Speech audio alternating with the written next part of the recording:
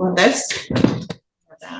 All right, so we are back on the record in the matter of the people of the state of Michigan versus L. Hassan Gordon. Mr. Coast, were you able to test Mr. Gordon? I did, Judge. Prior to the test, I asked him if he's taking any medications. He stated no. Was positive for Suboxone. I asked him again. He says, well, I may have this prescription at home, but I kind of use it on or off and on. But I've never received a copy of that prescription. So he wasn't positive cocaine, methamphetamines? No, just the Suboxone. No, he did have an initial test back on April 2nd that was positive for fentanyl. But since then, we had 0 tests. He's missed a minimum of 5 tests after that. Okay. All right. Right away, this is a red flag moment. Missed drug tests are treated almost the same as failed tests in probation court.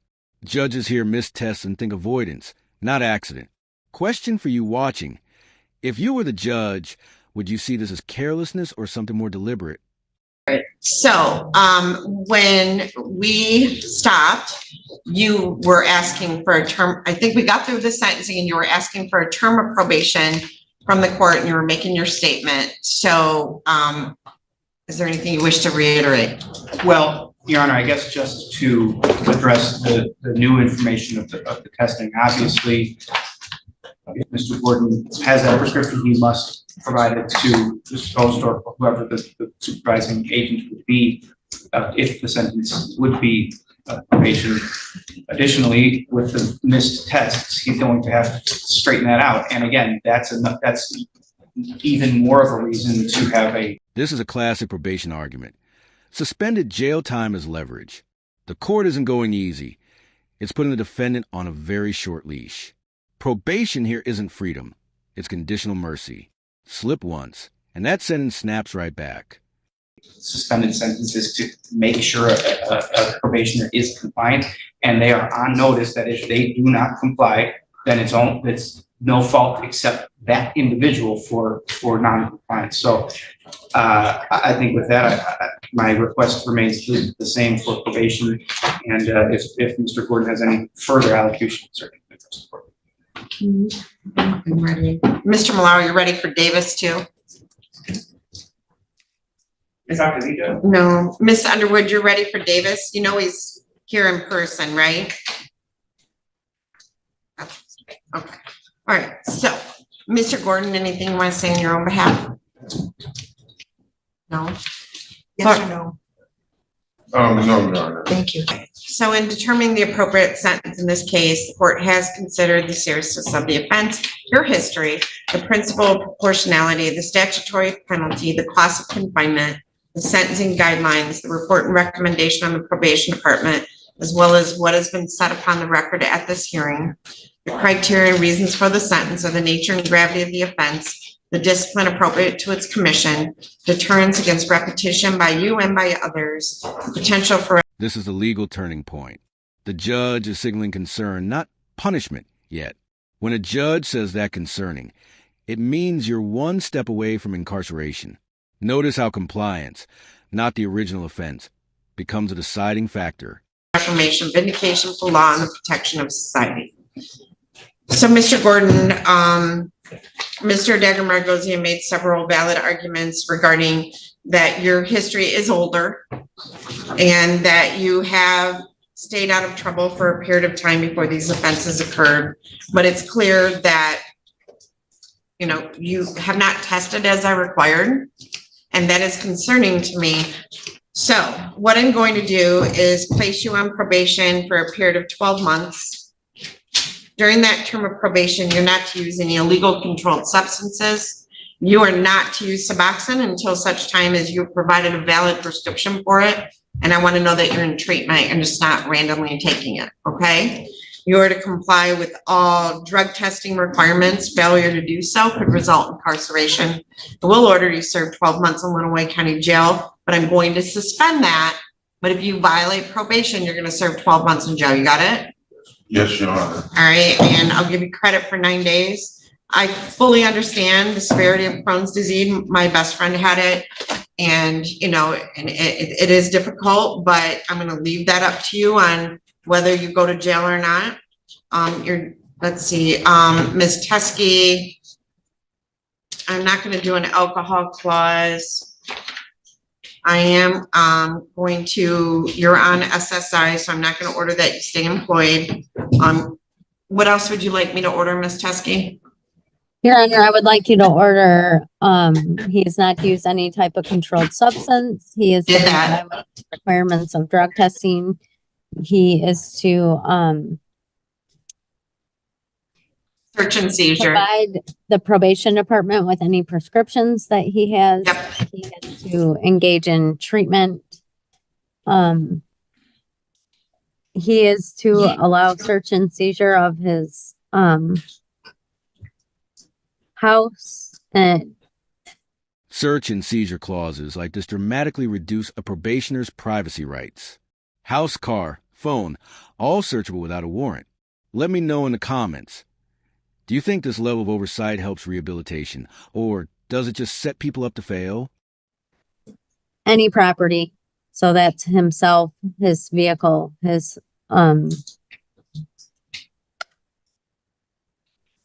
his home. Let's see, what else do I normally order? I'm not ordering the alcohol clause. This, okay, Okay, so you understand, can't use any illegal controlled substances. If you have anything that might be a narcotic prescription, you have to provide that to Ms. Teskey. You have to drug test as required. You have to do treatment counseling if she orders it. If they believe you have anything that would violate the terms of your probation, they have the right to search your house, your car, your computer, your phone. You got it? So I'm giving you that opportunity based on your attorney's arguments today. Now, I am going to, because you're on SSI and indigent, I'm going to order that you pay $130 crime victim rights fee, $68 in state costs, $60 DNA fee, $30 per month supervision fee, 130, 68, 60, $30 a month supervision fee, 60 if we need to put a tether on you. There's no restitution. I'll give credit for 9 days already served.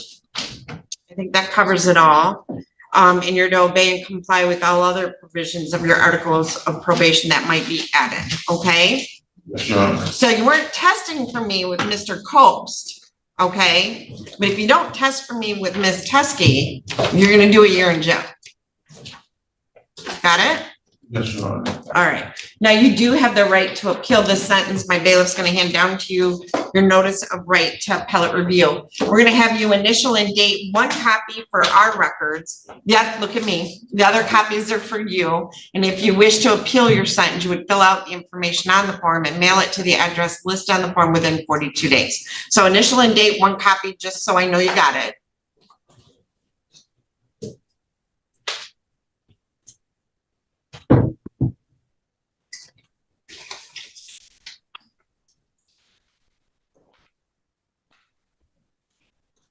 And Ms. Teskey, you want him to report next Tuesday morning between 8 and 10. I do, Your Honor. All right. And is Mr. Davis being brought? just have to, yeah. Okay, so bring Mr. Davis down. There it is. All right, so Mr. Gordon, next Tuesday, report between 8 and 10 across the hall, all right? Okay. On the 3rd floor. All right, thank you. Thank you. Thank you, Mr. Degemer goes Take in. care. Okay, so, that got adjourned. So, Becky, could you call the jail and get Ms. Smith? So, Mr. Davis, go stand up there with Ms. Underwood and Ms. Adams. I think I gave you Emily Smith's file. So, I'm talking to Ms. Adams, my chaos coordinator, Ms. Adams. All right, so this is in the matter of the people of the state of Michigan versus David James Davis, file number 23-21633FH. I've Rhonda Underwood appearing on behalf of Mr. Davis. Mr. Davis is present here in person. Jennifer Walsh has zoomed in from the Michigan Department of Corrections.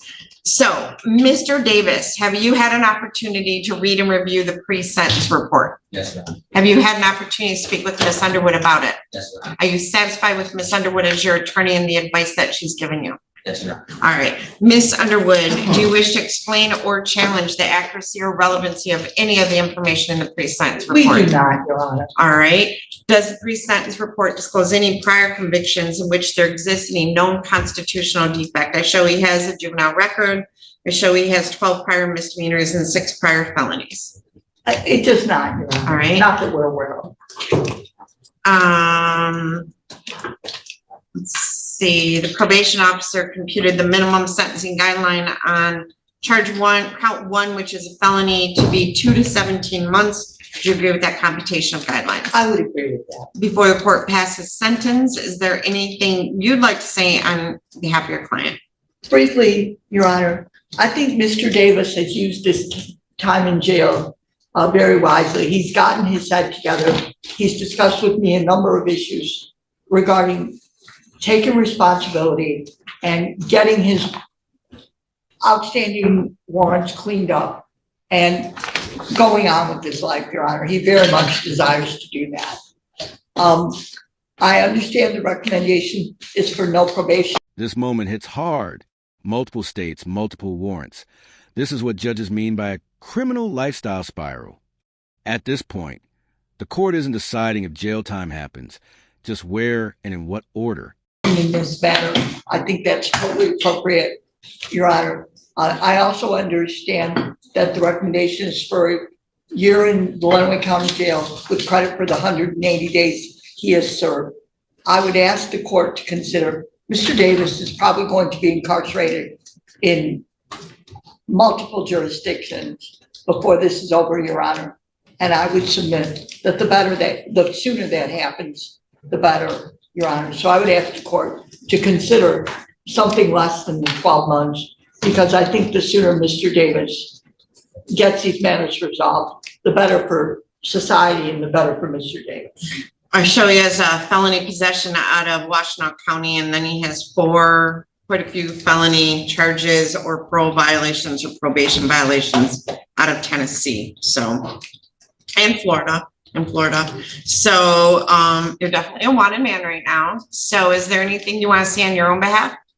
I just want to apologize to Ms. Frost for her inconvenience and to this court for being here. This is not smart. Well, I appreciate that, but that's our job. We wouldn't be here, wouldn't have a job, but you should apologize to yourself, because you're going to spend a lot of time going back between Florida, Tennessee, and wasting a lot of your life. All right. So in determining the appropriate sentence in this case, the court has considered the seriousness of the offense, your history, the principle of proportionality, the statutory penalty, the cost of confinement, the sentencing guidelines, the report and recommendation of the probation department, as well as what has been set upon the record at this hearing, the criteria and reasons for the sentence, and the nature and gravity of the offenses, the discipline appropriate to their commission, deterrence against repetition by you and by others, the potential for reformation, vindication of the law, and the protection of society. Sir, I really hope you take care of this and change the path of your life. Because otherwise you're going to spend a great part of your life in prison. So it's a sentence of the court that on count one, they're both one. Okay. So on count one, motor vehicle unlawful use, and count two, lying to a peace officer, that you will serve 12 months in Lenawee County Jail, give you credit for 180 days. You'll pay a crime victim assessment fee of $205. That's $130 for the felony count, $75 for the misdemeanor count. State costs are $68 for the felony count and $50 on the misdemeanor count. That's $118. I'm not going to put you on. And here's the human moment. Even in a rigid courtroom, emotion sneaks in. That denied goodbye isn't about punishment. It's about protocol. But moments like this remind us these aren't just case numbers. They're lives in limbo. Probation, obviously you can be released to head off to wherever you need to go. And anything else, Ms. Walsh? We need a DNA. Oh, well, he was on probation with you. Didn't he already pay one for that within the last couple of years? Probably. I wasn't sure. Yeah, I mean, if he was on probation with you, they probably did a DNA fee on that one. So I'm not going to assess that. So Mr. Davis, you do have the right to appeal this sentence. My bailiff's gonna hand down to you 3 copies of your notice of right to appellate review. You're gonna initial and date 1 copy for my records, just to acknowledge you received the paperwork. The other copies are for your records. If you wish to appeal the sentence, you would fill out the information on the forms, mail them to the address listed on the form within 42 days. All right? All right, thank you. Your Honor, Miss- I'm not gonna see my fiance for quite some time. Can I possibly give her a kiss before I leave this courtroom? Mr. Frost is giving me a side eye. I don't think we're allowed physical touching. So I wish I could. You can blow her a kiss, tell her you love her, but we can't let you touch. So,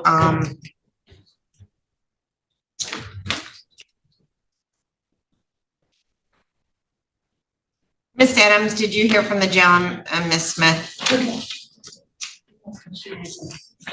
All right, good luck to you, Mr. Davis. The record should reflect, I received back a signed copy of the notice of right to appellate review. All right, so Ms. Underwood, thank you for your patience this I morning. think that includes my docket. for the Sure. next slide. And then, Ms. Adams, did we hear from Ms. Smith at the jail?